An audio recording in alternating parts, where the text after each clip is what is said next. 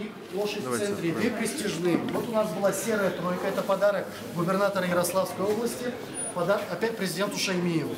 Значит, тройка знаменитость чем? Она выступала на Винсентском ипподроме в городе Париже, заняла там второе место. То есть потом была подарена нам, какое-то время ее еще использовали как тройку, потом, к сожалению, не стало. Сейчас они уже с тройки, конечно, не бегают, вот работают в прокате. То есть любой желающий, в принципе, может прийти, сесть на президентского коня и сфотографироваться, покататься, да. Международный конно-спортивный комплекс «Казань», он является одним из крупнейших в Европе, в России. Это совершенно современный инфраструктурный объект, который на своей территории может проводить как конно-спортивные мероприятия, так и ряд других. Мы для себя определили несколько задач и направлений, которых придерживаемся.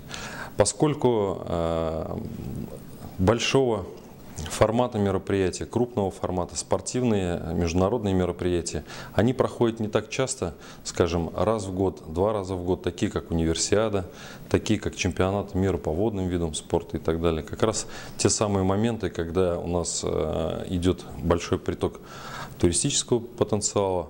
Но в свою очередь мы видим развитие нашего ипподрома и в части внутренней работы. Мы запустили формат детского дня. Каждую субботу, воскресенье родитель имеет возможность оставить с профессиональной группой аниматоров своих детей, чтобы провести 2-3 часа времени в свободной, скажем так, в свободном формате. Профессионально построена работа по прокату лошадей. Как для обычного гражданина, так и формат оздоровительного характера, как иппотерапия.